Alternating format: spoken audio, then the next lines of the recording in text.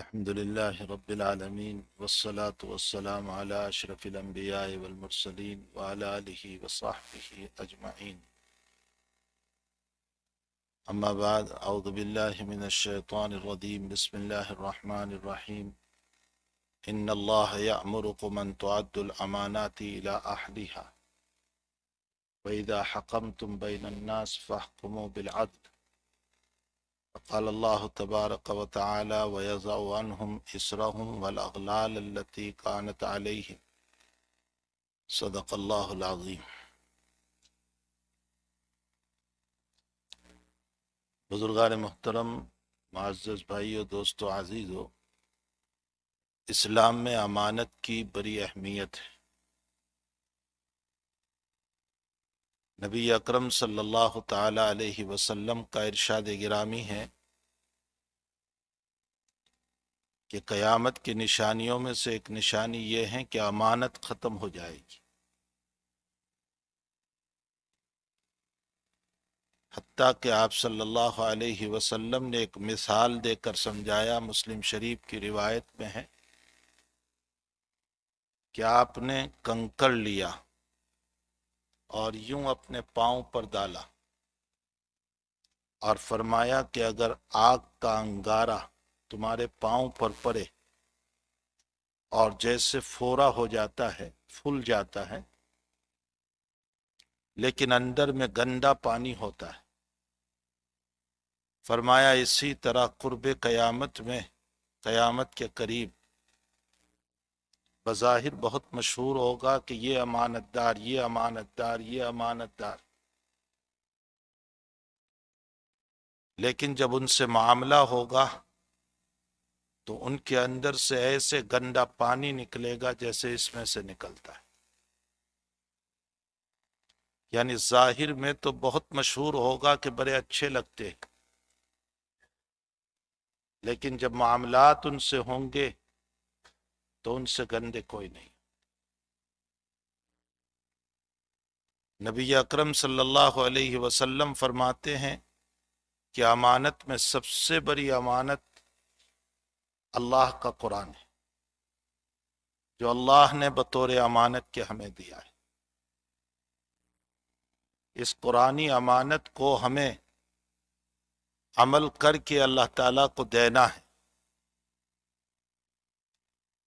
فرمایا ایک وقت آئے گا کہ رات کو مومن سوئے گا، صبح کافر ہو چکا ہوگا. اللہ حفاظت فرمائے. اور صبح کو اٹھے گا اور شام کو کافر بن چکا ہوگا. یصبح المؤمن ویمسی کافرا ویصبح مومنا ویمسی کافرا. صبح مومن ہوگا، شام کافر ہو جائے گا، شام مومن ہوگا، صبح کافر ہو جائے گا، اور اس کے دل سے امانت رخصت ہو چکی ہوگی. اس لیے امانت بہت بڑی صفت ہے.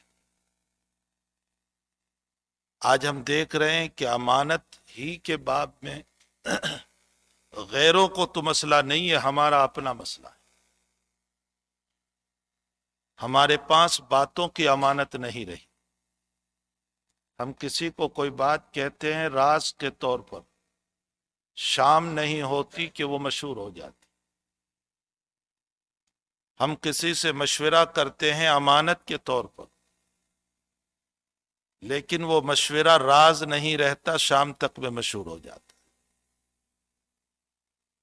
ہم نے کسی سے قرض لیا، حقیقت قرض بھی ایک امانت ہے جو اس نے بطور امانت کے دیا ہے، ہمیں اس کو واپس کرنا چاہیے. لیکن جس وقت ہم قرض لیتے ہیں اپنے آپ کو جھکا دیتے ہیں، مٹا دیتے ہیں، منت سماجت کرتے ہیں، اور جب قرض واپس کرنے کی باری آتی ہے تو اس صورت میں ہم دلیر بن جاتے اور اس کے قرض کو واپس نہیں کرتے. نبی علیہ السلام کی روزانہ دعا تھی: اللہم انی اعوذ بک من المأثم والمغرم. اے اللہ، میں گناہوں کے بوجھ سے پناہ چاہتا ہوں، والمغرم، اور قرض کے بوجھ سے پناہ چاہتا ہوں۔ قرض کا بوجھ بہت بری چیز ہے۔ صحابہ نے فرمایا کہ یا رسول اللہ صلی اللہ علیہ وسلم، آپ قرض کے بوجھ سے کیوں پناہ چاہتے ہیں؟ فرمایا آدمی جب قرضدار ہو جاتا ہے تو اذا حدث کذب، بات بات میں جھوٹ بولتا ہے، وَإِذَا وَعَدَ أَخْلَفَ، اور وعدہ کرتا ہے تو وعدہ خلافی کرتا ہے، اور یہ منافق کی صفت ہے۔ گویا قرض لینے کے بعد جب ادا نہیں کر پاتا تو یہ منافقانہ صفت پر چلا جاتا ہے۔ اس لیے نبی اکرم صلی اللہ علیہ وسلم نے قرض کے بوجھ سے پناہ مانگی۔ ہاں، نبی نے قرض لیا ہے، امت کو اس مسئلے کو بتلانے کے لیے کہ آپ کو ضرورت ہو تو آپ ضرور قرض لے سکتے ہیں۔ اگر آپ کو ضرورت ہے تو آپ ضرور قرض لیجئے، اس کا انکار نہیں۔ خود نبی علیہ السلام نے ایک یہودی سے قرض لیا تھا اور آپ کی وفات ہو گئی، اور آپ اس قرض کو ادا نہیں کر پائے، اور اپنا زرع اور اپنا بختر یہ حضرت نے گروی رکھا تھا، جو صدیق اکبر رضی اللہ تعالی عنہ نے قرض ادا کر کے چھڑوایا۔ اس کا مطلب یہ نکلا کہ آپ قرض لے سکتے ہیں لیکن بوقت ضرورت۔ تعیش، عیاشی، جیسے آج کل دیکھا دیکھی نکاح کے موقع پر جو قرض لینے کا معمول ہو گیا کہ ایک بچی کے نکاح کے لیے یا تو انسان قرض لے رہا ہے، اور اتنا قرض لیتا ہے کہ قرض کے بوجھ میں دب جاتا ہے۔ تو قرض ایک امانت ہے، اسے واپس کرنا ہے، ورنہ اس کا گناہ بڑا سخت ہے۔ قیامت کے دن اللہ اپنے حقوق کو معاف کر دے گا، لیکن بندوں کے حقوق کو معاف نہیں کرے گا جب تک کہ انسان ایک ایک پیسے کا بدلہ ادا نہ کرے۔ تو مشورہ امانت ہے، بات امانت ہے، پیسہ امانت ہے۔ اللہ نے ہم کو عزت دی ہے، عزت امانت ہے، ہمیں اس امانت کی حفاظت کرنا چاہیے، اور اس عزت کے بل بوتے پر شریعت کو ذلیل نہیں کرنا چاہیے۔ عزت کے بل بوتے پر دنیا کمانے کا ذریعہ نہیں بنانا چاہیے۔ اللہ تعالیٰ نے ہمیں جو باڈی دے رکھی ہے، اللہ کی امانت ہے۔ یہ آنکھ امانت ہے، یہ کان امانت ہے، ہماری پوری باڈی امانت ہے۔ اس امانت کو ہمیں صحیح طرز پر ادا کرنا چاہیے۔ جہاں دیکھنے کا اللہ نے ہم کو حکم دیا گیا وہیں دیکھے، اور جہاں دیکھنے کا حکم نہیں دیا گیا وہاں نہ دیکھے۔ ایک صحابی کے باب میں لکھا ہے روایتوں میں کہ انہوں نے آسمان کی طرف دیکھا اور آیت پڑھی، ان فی خلق السماوات والارض واختلاف اللیل والنہار لآیات لأولی الالباب۔ اس آسمان میں، اس زمین میں، اور اس سن اور من کے طلوع اور غروب میں میرے اللہ کی بڑی نشانی ہے، اور اس نشانی کے لیے آنکھوں کو اٹھایا آسمان کی طرف اور عبرت اور دلیل کی نیت سے دیکھا۔ حضرت فرماتے ہیں کہ ابھی ابھی جبریل نے مجھ کو یہ بتایا کہ حق تعالی نے میرے اس آسمان کو دلیل اور عبرت کی وجہ سے دیکھنے پر اس صحابی کے زندگی کے گناہوں کو معاف کر دیا۔ جو دیکھنے کا ہے وہ دیکھے، غلط جگہوں پر اپنی نظر نہ کرے، گندی جگہوں پر اپنی نظر نہ کرے، اپنے آنکھوں کی حفاظت کرے۔ تو بہرحال امانت بہت بڑی چیز ہے۔ انبیاء کرام علیہم الصلاۃ والتسلیم سے بڑھ کر انبیاء میں 3 صفتیں بڑی کامل ہوتی ہے، یہ یاد رکھیں۔ انبیاء میں 3 صفات بڑی کامل ہے۔ ایک صفت کمال عقل، انبیاء سے بڑھ کر عقل کسی میں نہیں ہوتی۔ ایک صفت کمال علم، انبیاء سے بڑھ کر علم کسی کے پاس نہیں ہوتا۔ اور ایک صفت کمال حیا، انبیاء سے بڑھ کر با حیا کوئی نہیں ہوتا۔ یہ تین صفات نبی اکرم صلی اللہ تعالی علیہ وسلم سے لے کر آدم تک کے تمام انبیاء کرام علیہ السلام میں اللہ نے کود کود کر بھری۔ میں کمال عقل و علم کی آپ کو مثال دوں۔ موسیٰ علیہ السلام کی نبوت کا جب اظہار ہوا اور آپ نے اپنی نبوت کا اعلان کیا تو اس زمانے میں ایک بہت بڑا فلسفی عقل مند تھا جس کا نام افلاطون تھا، آپ نے سنا ہوگا۔ اس کو جب پتا چلا کہ ایک آدمی ہے، موسیٰ نام ہے، بنی اسرائیل میں ہے، اور اس نے دعویٰ کیا ہے کہ میں نبی ہوں، تو نبی سے بڑھ کر عقل کسی میں نہیں ہوتی، لاؤ تجربہ کروں کتنی عقل ہے، تاکہ پتا چلے کہ وہ نبی ہے بھی یا نہیں۔ جا کر کے اس نے حضرت موسیٰ سے سوال کیا، کہنے لگا کہ آپ نبی ہے؟ کہا جی۔ کہا اچھا میرا ایک سوال ہے، اللہ اس آسمان کو کمان بنا دے، تیر چلانے کے لیے جو کمان ہوتی ہے نا، آج کے زمانے میں رائفل کہہ لو، اور اللہ مصیبتوں کو تیر بنا دے، آج کے زمانے میں اس کو بلیڈ کہہ لو، تو آسمان کو کمان بنا دے، پورے آسمان، اور مصیبتوں کو تیر اور بلیڈ جو مارنے کی گولی ہوتی ہے وہ بنا دے، تو کوئی دنیا میں انسان بچنے کا کوئی راستہ ہوگا؟ میری اور آپ کی عقل یہی کہے گی کوئی راستہ۔ جہاں جاؤ آسمان ہے، کہیں بھی جائیں گے وہاں سے مصیبت برسے گی، لیکن انبیاء کی عقل کامل ہوتی۔ حضرت موسیٰ علیہ السلام نے جواب دیا، ارشاد فرمایا کہ کمان چلانے والے کے پڑوس میں پہنچ جاؤ، حفاظت ہو جائے گی۔ میں چلا رہا ہوں، یہاں آ جاؤ بازو میں، تو حفاظت ہو جائے گی۔ موسیٰ کا جواب تھا، اللہ مصیبتوں کے اتارنے پر آئے تو اللہ کی پناہ میں پہنچ جاؤ، آپ کی حفاظت ہو جائے گی۔ اور اللہ کی پناہ استغفار ہے، استغفار پڑھو کثرت سے، یہ ہے انبیاء کی عقل۔ نبی اکرم صلی اللہ علیہ وسلم نے ہرقل کو خط لکھا، جو رومن امپائر کا بادشاہ تھا، تو اس نے اپنا آدمی بھیجا، سفیر، ایلچی، قاصد، آج کے زمانے میں ایمبیسیڈر جو کہہ لو، اور اس کو یہ کہہ کر بھیجا کہ جب محمد باتیں کرے تو اس موقع پر رات کا تذکرہ کرتے ہیں یا نہیں کرتے، میرے خط کو پڑھ کر، میرے جواب کو پڑھ کر، یہ ذرا توجہ رکھنا۔ اس نے خط میں یہ لکھا تھا کہ آپ جنت کا دعوت دیتے ہیں بار بار اور کہتے ہیں جنت اتنی بڑی ہے، جنت اتنی بڑی ہے، تو پھر جہنم کا مسئلہ کہاں گیا؟ یعنی جہنم کا تو کوئی تذکرہ نہیں آپ نے کیا۔ ایمان لاؤ گے جنت ملے گی، ایمان لاؤ گے یہ ملے گا، آپ جنت کا تذکرہ کر رہے ہیں، تو پھر جہنم کا تذکرہ کہاں چلا گیا؟ یہ اس نے خط میں لکھا تھا۔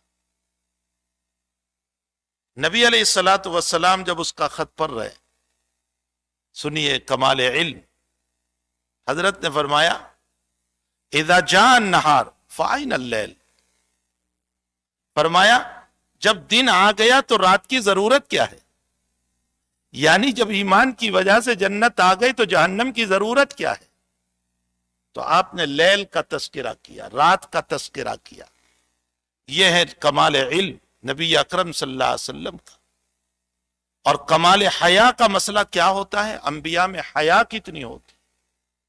انبیاء کے حیا کا حال یہ ہوتا ہے کہ جب شعیب علیہ السلام کی بیٹیوں کو ان کے گوشت اور ان کی بکریوں کو پانی پلا دیا موسیٰ علیہ السلام نے، مشہور واقعہ ہے قرآن کریم میں اللہ نے بیان فرمایا، تو ان بیٹیوں نے شعیب علیہ السلام سے جا کر کے فرمایا کہ شعیب، ابا جی سے کہا ابا جی یہ کوئی آدمی مل گیا۔ حضرت شعیب علیہ السلام نے پوچھا کہ بیٹیوں تم روزانہ بہت دیر سے آتی تھی، آج بہت جلدی کیوں آ گئی؟ فرمایا روزانہ ابا جی وہ جو کنویں پر پتھر تھا وہ ہمارے بس میں اٹھانا نہیں تھا، تو لوگ اٹھا کر پانی نکالتے تھے، بچا ہوا پانی ہم اپنے گوشت کو پلا دیتے تھے۔ آج کوئی بڑا طاقتور پہلوان آ گیا، اس نے ہم پر احسان کیا اور اس کو اٹھا کر سائڈ کر دیا اور ہماری بکریوں کو پانی پلا دیا. بڑا طاقتور آدمی ہے اور پھر بڑا امانت دار بھی لگتا ہے. ہمیں اس کو جو ہے اپنے وہاں بطور مزدور کے رکھنا چاہیے تاکہ وہ ہماری گوشت اور بکریوں کا کام کرے. شعیب علیہ السلام نے فرمایا جاؤ بلا کر لے آؤ. یہ بچیاں بلانے گئی. موسیٰ علیہ السلام نے فرمایا چلے. انہوں نے یہ بھی کہا ہمارے باپ نبی ہیں شعیب علیہ السلام. تو حضرت موسیٰ نے فرمایا ٹھیک ہے. ابھی نبوت نہیں ملی ہے موسیٰ علیہ السلام، لیکن انبیاء قبل النبوت بھی باحیا ہوتے ہیں. حضرت موسیٰ نے فرمایا میں آگے رہوں گا تم پیچھے چلنا، میرے آگے تم نہیں. یہ نہیں کہ راستہ بتانے والی ہو تو آگے آگے چلو، نہیں، میں آگے چلوں گا تم میرے پیچھے چلنا.